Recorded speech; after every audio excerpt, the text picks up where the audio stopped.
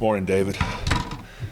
Just really proud of our team, the way we battled all season. We have a very tight group that enjoys playing for one another and playing for this program. I think you saw Saturday night, we had our best performance all year in all three phases, playing for 60 minutes. We've got a challenging game coming up this week at Georgia State.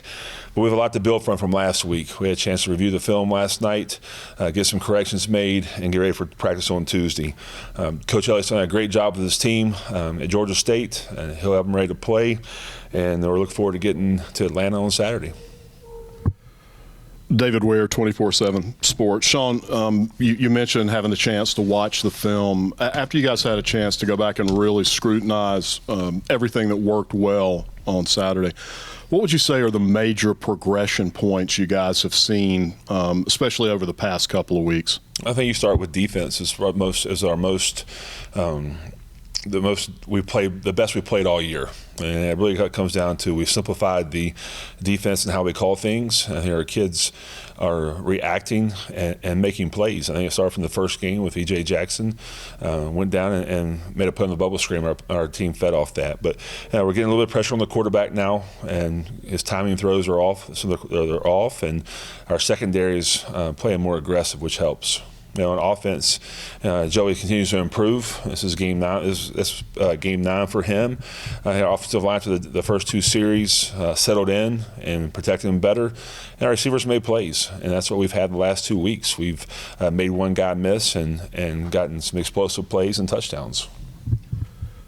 Talking about Joey's progression, one thing he's done really since he stepped on the field is he really works the ball around pretty much to everybody.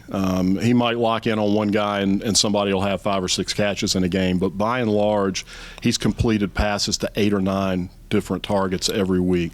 What is it about his game that's enabling him to to really be kind of unpredictable in where he might go with the ball?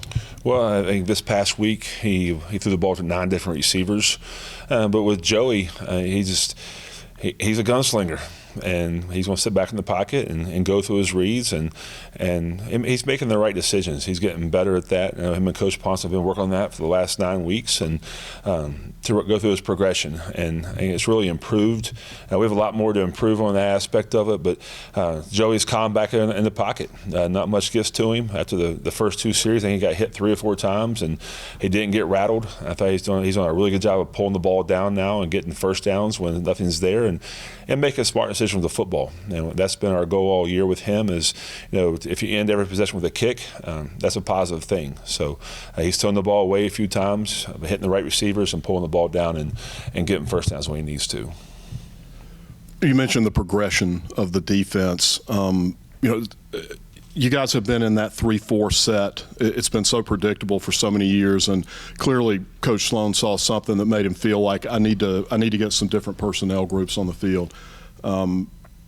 You went into it at ODU, and some of that was about the way they play, but then he stuck with it since then. What are the benefits or the attributes that you see you're getting from this new alignment? Well, we're getting more speed on the football field, and that's what you have to have in today's game because they spread you out so much.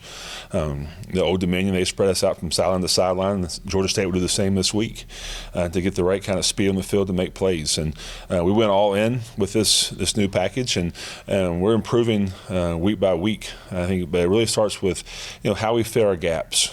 And we have some young guys on that side of the football that have made some crucial errors, and that leads to explosive plays. And we limit our explosive plays. I think we have 6 explosive plays on defense, which is we're building on top of that. It's down from 18 to 20 in weeks past, and that side of the ball is playing with confidence right now. That was a big game for Marshall. Marshall had one of the best running backs in our conference in Ali, and with Fancher, he was a mobile quarterback that can make plays with his feet. You saw that Saturday. So we continue to contain the quarterback, keep him in the pocket, and continue to play with clean eyes.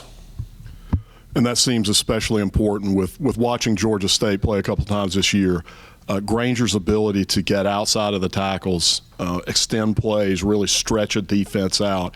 That seems to be kind of maybe the difference maker in that offense. I know Marcus Carroll's a great running back as well, but when you see a guy that they're going to try to intentionally get outside the tackles, what are the things that become the teaching points for your defensive linemen that week? Will Granger, like you mentioned, he's one of the better quarterbacks in our league right now. He can beat you with his arm. He can beat you with his feet. Again, they're running they're running inside zone. They're running empty, running quarterback zone. They're running the option with him. So he presents a lot of challenges for us. Our staff right now is working to get a great game plan together. So it's hard to make him one-dimensional because of what they do on offense. So we'll do our best job of keeping things in front of us, rallying to the football, and tackling when we can. Could you give us a health update this week? How did some of the guys that came back respond after being in a full game, and anything new that you can alert us to? No, it was good. Anderson Castle played well. I'm not sure how many plays he had right offhand, but we'll get him more involved in the game plan on special teams. Christian Horn is back. He didn't play this past Saturday, but he's back. He was at practice yesterday, felt good. Marcus Clark did not play this past week. We'll have a better answer for him on Wednesday. Sean Collins went out early in the first quarter, I believe, and we should know something by Wednesday if he'll play or not. Coach, I guess, can you break down a little bit Georgia State defensively? What have you seen out of them and some of their strengths? Well, we are familiar with Coach Staggs, and he came from Coastal Carolina. He's one of the bright defensive minds in our conference. And again, they're a good football team. I mean, you look at their record right now; they've lost some close games, but they're winning the games they needed to win. And Sean, credit to Sean and his staff for getting that done. But they're very aggressive on defense, and they're playing like Sean played when he was here. I mean, they're playing with their hair on fire, and they're having fun playing football. I know it wasn't the result they wanted this past weekend, and I know they'll be ready to play this week.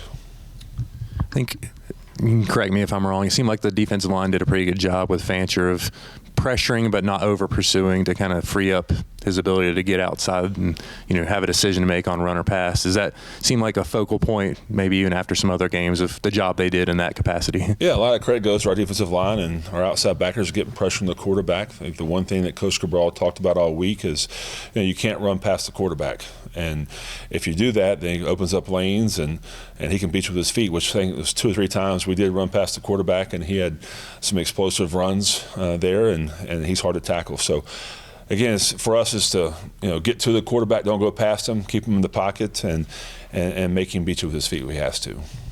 You mentioned EJ. I know it was also an emotional game for Jack Murphy, just having been at Marshall. Just for him to step in and do the job he's done, what are some of the assets that, whether it's skill or effort or emotion, that he has kind of brought to this line?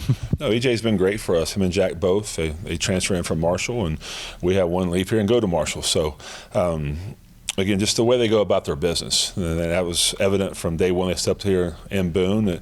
They bought into what we were doing. Both 2 great kids, but EJ he's brought a different dimension out there. Our anchor position, or outside backer, we're calling it star now, that we can put him in coverage. He's not always a rush guy, but when we have to bring him to get the 4th rusher into the picture, he can do that. So, again, I brought EJ in this morning. We need that same kind of play this week as we had from him last week. He was an emotional leader for us, and our defense fed off him. And then just Jack, I feel like a lot of fans have kind of said he looks like an App State kind of guy. Just about the way he goes about his business, what impresses you there? Jack's Mr. Consistent, and he plays through injuries. He's a tough kid, and again, he brings value to our program, and we're glad both those guys are here. And but we have to continue to get better. Both those guys have a lot of room for improvement, and I just know that they're excited for another opportunity.